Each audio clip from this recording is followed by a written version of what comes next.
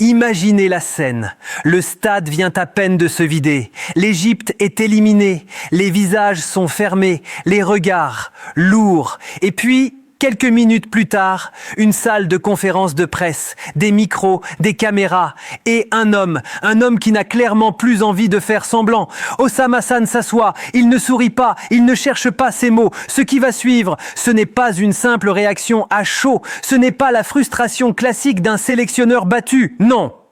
C'est une prise de parole qui va faire trembler bien plus que le résultat d'un match. Dès ses premières phrases, le ton est donné. Il le dit clairement. Cette défaite face au Sénégal n'est pas une défaite normale, pas un simple épisode cruel du football. Pour lui, ce qui s'est passé dépasse le cadre du terrain. On parle d'arbitrage, on parle de décisions étranges, on parle d'un sentiment d'injustice qui, selon lui, n'est ni nouveau ni isolé. Et là, il frappe fort, très fort. Il affirme que l'Égypte n'a pas seulement perdu contre le Sénégal, elle a perdu à cause de décisions arbitrales incompréhensibles, à cause d'un scénario qui, selon lui, se répète trop souvent pour être un hasard. Et surtout, il dit que ce scénario, l'Algérie l'a vécu avant eux. À ce moment précis, la conférence change de dimension. On ne parle plus seulement de l'Égypte. On parle de l'Algérie. On parle d'un arbitre japonais, membre du corps arbitral de la compétition, déjà pointé du doigt après un quart de finale polémique impliquant l'Algérie. Une action litigieuse, une main évidente dans la surface adverse, une VAR muette et derrière, aucune conséquence réelle. Pour Hossam Hassan, c'est là que tout se joue. Il pose une question simple, presque dérangeante. Comment un arbitre aussi contesté peut-il se retrouver quelques jours plus tard sur un match aussi crucial que Égypte-Sénégal? Comment expliquer que les mêmes noms reviennent, que les mêmes décisions discutables apparaissent toujours dans les moments clés? Il évoque ensuite le but de Sadio Mané, une action que beaucoup ont revue au ralenti, une possible main avant la frappe et surtout une incompréhension totale. Pourquoi l'arbitre n'est-il pas allé consulter la VAR? Pourquoi la VAR ne l'a-t-elle même pas appelé? Dans le football moderne, ces silences interrogent autant que les erreurs. À ce stade, Hassan ne crie pas, il ne gesticule pas, il aligne les faits. Calmement, presque froidement. Et c'est peut-être ça le plus marquant. Il dit que ces questions sont légitimes, qu'elles méritent des réponses, et que fermer les yeux, ce serait accepter que ce genre de situation continue. Puis vient la phrase qui fait basculer la conférence dans une autre dimension. Il parle ouvertement d'une injustice structurelle. Il laisse entendre qu'il existe une volonté de faciliter le parcours de certaines équipes. Il précise qu'il n'accuse pas au hasard, mais que les éléments s'accumulent. L'Algérie éliminée dans des conditions troubles. L'Égypte, aujourd'hui, confrontée aux mêmes décisions, toujours dans le même sens. Et ce qui surprend tout le monde, c'est l'empathie qu'il exprime, une empathie sincère, presque fraternelle, envers l'Algérie. Il le dit clairement, il est profondément attristé par ce qui leur est arrivé. Que cette élimination n'honore ni le football africain, ni la Confédération africaine de football, et surtout, qu'aujourd'hui, l'Égypte ressent exactement la même douleur. Dans la suite, on va voir comment cette solidarité inattendue entre l'Égypte et l'Algérie va encore monter d'un cran et pourquoi cette conférence de presse va provoquer une onde de choc bien au-delà de ce match. Maintenant, on va un peu plus loin, parce que Hossam Hassan ne s'est pas arrêté à l'arbitrage pur. Il a aussi parlé de l'environnement, de ce qu'on ressent quand on est sur place, de cette pression invisible qui ne figure sur aucune feuille de match, mais que les joueurs et les staffs sentent très clairement. Il évoque l'ambiance générale au Maroc pendant toute la compétition. Selon lui, ce n'était pas seulement un tournoi de football, mais un contexte lourd, parfois hostile, notamment pour l'Égypte et l'Algérie. Il rappelle que dans presque tous les matchs, les tribunes soutenaient systématiquement l'adversaire de ces deux équipes. Contre l'Égypte, on encourageait la Côte d'Ivoire. Contre l'Algérie, c'était pareil. Et lors du match face au Sénégal, le soutien était quasi intégralement pour les Lions de la Teranga. Il le précise bien, encourager son équipe ou une autre nation, c'est un droit fondamental de supporter. Là-dessus, aucun débat. Mais quand cette ambiance s'ajoute à des décisions arbitrales controversée, quand elle accompagne toujours les mêmes équipes, Le doute s'installe. Et dans le football de haut niveau, le doute est un poison. Hassan va même plus loin. Il rappelle que culturellement, historiquement, humainement, ces peuples partagent énormément de choses. Arabes, musulmans, voisins, frères de football. L'atmosphère aurait pu être fraternelle, respectueuse, même dans la rivalité. Mais sur le terrain et autour, ce n'est pas ce qu'il a ressenti. Malgré tout, il prend le temps de défendre ses joueurs. Il insiste, ils se sont battus, ils ont respecté le jeu, ils n'ont jamais triché, jamais abandonné. Mais quand tu as l'impression que certaines choses se décident en dehors du rectangle vert, l'énergie mentale s'effrite. Pas parce que tu es faible, mais parce que tu te demandes « à quoi bon ?» Et là, il raconte un moment très fort. Après l'élimination de l'Algérie, il dit avoir suivi les réactions sur les réseaux sociaux. Et ce qu'il a vu l'a marqué. Un soutien massif des supporters algériens envers l'Égypte, malgré leur propre élimination, malgré leur colère, malgré leur frustration. Des messages de solidarité, d'encouragement, presque de fraternité. Pour lui, ce geste est immense. Il le dit clairement. Il ne l'oubliera jamais. Parce que ça montre que le football, parfois, dépasse les frontières et les rivalités. Il a ressenti que ce qui arrivait à l'Égypte n'était que la continuité de ce que l'Algérie avait vécu auparavant, comme si une équipe arabe après l'autre devait sortir du chemin. Attention, il insiste sur un point crucial. Il ne cherche pas d'excuses, il ne fuit pas ses responsabilités. L'Égypte a sa part dans cette défaite, mais se taire sur l'arbitrage, selon lui, ce serait accepter l'inacceptable. Ce serait laisser l'injustice devenir une norme. Et un football sans justice, c'est un football qui perd son âme. Il lance alors un message très clair. Si ces pratiques continuent, le football africain ne progressera jamais. Parce que la base de toute compétition, ce n'est pas seulement le talent ou la passion. C'est l'équité. Sans elle, la confiance disparaît. Et quand la confiance disparaît, le jeu meurt lentement. Il termine cette séquence avec 3 messages forts. D'abord, au peuple algérien, on a ressenti ce que vous avez ressenti. Ensuite, aux supporters égyptiens, la promesse de revenir plus fort. Et enfin, à la CAF. L'histoire n'oublie pas. Les décisions restent gravées, peu importe la communication ou les tentatives d'embellissement.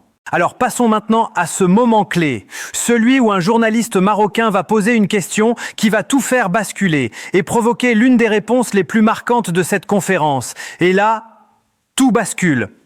Un journaliste marocain prend la parole. Le ton est direct, presque provocateur.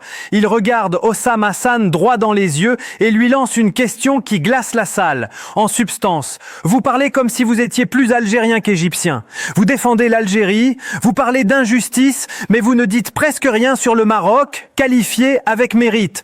Pourquoi cette position ? Un silence, quelques secondes. Puis un léger sourire.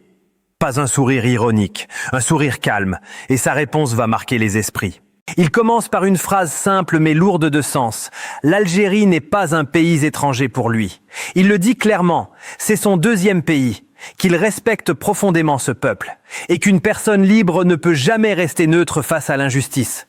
Peu importe le drapeau, peu importe le contexte, il enchaîne. Ce qui est arrivé à l'Algérie dans cette compétition, selon lui, est une injustice évidente. Pas parce qu'ils étaient plus faibles, pas parce qu'ils ont mal joué, mais parce que dans l'ombre, certains ne voulaient pas voir un certain scénario se produire. Et là, il lâche une phrase qui fait beaucoup parler.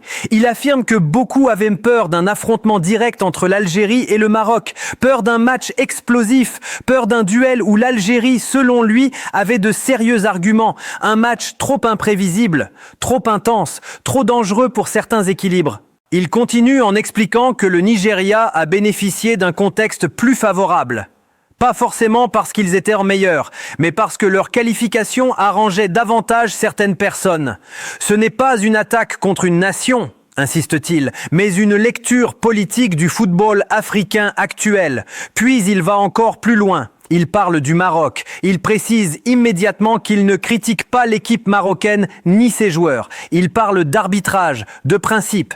Il évoque plusieurs matchs où Selon lui, des décisions majeures n'ont pas été sifflées, des pénaltys non accordés, des cartons rouges oubliés, des actions litigieuses toujours interprétées dans le même sens. Il pose une question simple. Pourquoi ces situations se répètent-elles toujours autour des mêmes équipes et jamais autour d'autres? Pourquoi certaines erreurs sont corrigées par la VAR et d'autres non? Pourquoi l'interprétation change selon le maillot? Il insiste encore. Il est contre l'injustice, où qu'elle soit. Aujourd'hui, l'opprimé, selon lui, c'est l'Algérie. Hier, c'était peut-être une autre équipe. Demain, ce sera quelqu'un d'autre. Et c'est précisément pour ça qu'il parle. Parce que se taire aujourd'hui, c'est accepter d'être victime demain. Il conclut cette réponse en rappelant que ce qui est arrivé à l'Algérie restera une tache sur cette compétition. Et que sa position solidaire envers elle restera, quoi qu'on en dise, un moment fort du football arabe. Pas pour créer des divisions, mais pour rappeler que le football, sans justice, perd toute sa valeur. Puis il se lève. La conférence se termine. Mais le débat, lui, ne fait que commencer. Voilà pourquoi cette sortie de Hossam Hassan ne peut pas être réduite à un simple coup de colère. Elle soulève des questions profondes sur l'arbitrage, l'équité et l'avenir du football africain. Alors maintenant, à vous. Est-ce qu'il est allé trop loin ou est-ce qu'il a dit tout haut ce que beaucoup pensent tout bas? Dites-le moi en commentaire. Mettez un like si cette analyse vous a parlé. Abonnez-vous pour ne rien rater. Et on se retrouve très vite pour une nouvelle plongée au cœur du football africain. Mais avant de refermer complètement ce dossier, il faut prendre un pas de recul. Parce que cette histoire ne concerne pas seulement l'Égypte, ni seulement l'Algérie, ni même le Maroc. Elle touche au cœur même du football africain. Ce que Hossam Hassan a fait ce soir-là, ce n'est pas simplement défendre son équipe après une élimination douloureuse. Il a mis des mots sur un malaise que beaucoup de joueurs, d'entraîneurs et de supporters ressentent depuis des années. Un sentiment diffus, rarement assumé publiquement. Parce qu'il dérange, parce qu'il coûte cher, parce qu'il expose. Dans le football africain, l'arbitrage a toujours été un sujet sensible, pas parce que les arbitres seraient volontairement mauvais, mais parce que la gestion, la transparence, la cohérence des décisions posent question. Quand la VAR est utilisée un jour et ignorée le lendemain, quand une action est penalty dans un match et pas dans un autre, quand les mêmes erreurs semblent se concentrer autour des mêmes affiches, le vrai danger, il est là. Pas dans une polémique de plus, mais dans la perte de confiance. Parce qu'un joueur qui doute de l'équité, ce n'est plus seulement un athlète qui se bat contre un adversaire, c'est un homme qui se bat contre le système. Et à ce moment-là, le football cesse d'être un jeu. Ce que beaucoup ont retenu aussi, c'est ce pont inattendu entre supporters algériens et égyptiens. Dans un football souvent miné par les rivalités, les insultes et les récupérations politiques, voir cette solidarité spontanée a rappelé une chose essentielle. Les supporters comprennent parfois mieux le jeu que ceux qui le dirigent. Eux savent reconnaître une injustice, même quand elle ne touche pas leur équipe directement. Eux savent que le football n'est beau que lorsqu'il est juste. Et ce message-là, qu'on soit d'accord ou non avec Hossam Hassan, il a réussi à le faire passer. Alors non, cette affaire ne s'éteindra pas avec une autre demi-finale ou une finale oubliée. Elle restera dans les débats, dans les mémoires et peut-être, espérons-le, dans les réflexions de ceux qui ont le pouvoir de changer les choses. Une chose est sûre, dans le football, on peut accepter de perdre. Ce qu'on accepte beaucoup moins, c'est de ne pas comprendre pourquoi. Voilà les amis, maintenant la parole est vraiment à vous. Est-ce que cette sortie était nécessaire? Est-ce qu'elle va trop loin? Ou est-ce qu'elle dit enfin ce que beaucoup n'osent pas dire? Lâchez vos avis en commentaire, débattez dans le respect, mettez un like si cette analyse vous a parlé, abonnez-vous pour soutenir le travail et surtout, n'oubliez jamais, sans justice, il n'y a pas de football. Et pour finir, il y a une chose essentielle à comprendre. Ce genre de prise de parole ne cherche pas forcément à réécrire un résultat. Le match est terminé, l'élimination est actée.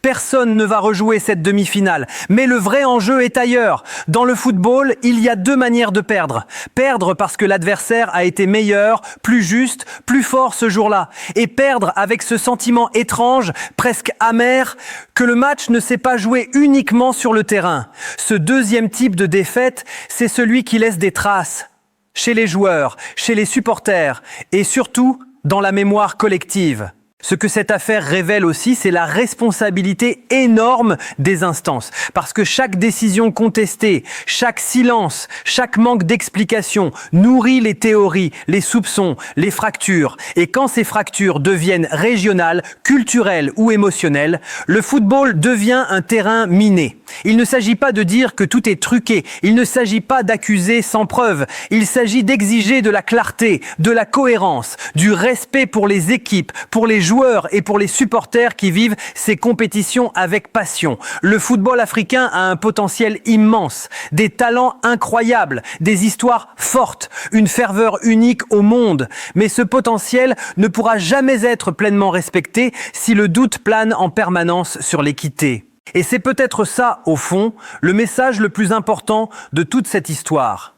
Pas l'Égypte contre le Sénégal, pas l'Algérie contre le Nigeria, pas le Maroc contre qui que ce soit, mais une question simple.